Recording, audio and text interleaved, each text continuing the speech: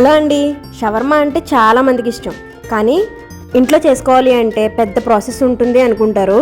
అలా అని చెప్పి బయట తెచ్చుకుంటారు. కానీ బయట చికెన్ ఎప్పుడుది, ఎంత హెల్తీయే కాదా అనేది మనకు తెలియదు. అందుకే ఇప్పుడు ఇంట్లోనే ఈజీగా షవర్మా ఎలా చేసుకోవాలో చూసేద్దాం. ఇక్కడ నేనైతే మార్నింగ్ చేసిన చికెన్ ఫ్రై ఉన్నది. సో ఆ ఫ్రై పీసెస్ని చిన్న చిన్న పీసెస్గా సెపరేట్ చేసుకుని షవర్మాకి రెడీ చేసుకున్నాను.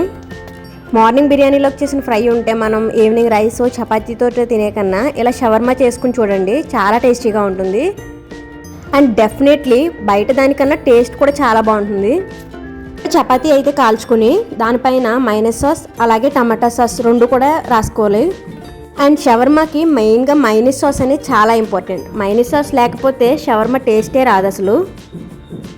అండ్ ఈ మైనస్ సాస్ టమాటా సాస్ రాసిన తర్వాత మనం ముందుగా కట్ చేసి పెట్టుకున్న చికెన్ పీసెస్ ఉన్నాయి కదా, అవి మొత్తం మధ్యలో వేసుకుని దానిపైన టమాటా సాస్ అలాగే మళ్ళీ ఇంకొంచెం మైనస్ సాస్ కూడా వేసుకోవాలి. అండ్ ఈ మైనస్ సాస్ కూడా నేను ఇంట్లో తయారు చేశానండి. అంతేకాదు మైనస్ సాస్ని కూడా జీడిపప్పు పన్నీర్ తోటి ఆయిల్ లేకుండా హెల్తీగా ఇంట్లోనే చేసుకోవాలి. మైనస్ సాస్ షార్ట్ అనేది మీకు డిస్క్రిప్షన్లో ఇస్తాను, ఒకసారి వెళ్ళి చూడండి.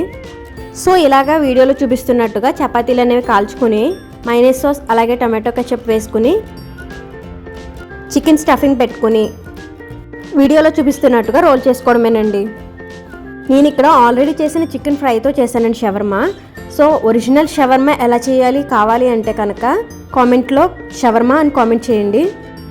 అలాగే పిల్లలకైతే బయట షవర్మా కన్నా మనం ఇలా ఇంట్లోనే చేసింది అయితే హెల్త్కి మంచిది అండ్ చాలా టేస్టీగా ఉంటుంది.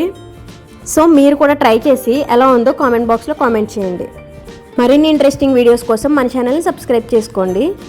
వీడియో నచ్చితే లైక్ చేసి ఈ షవర్మాని బయట ఎక్కువగా తినే మీ ఫ్రెండ్స్ అండ్ ఫ్యామిలీ మెంబర్స్ కూడా షేర్ చేయండి.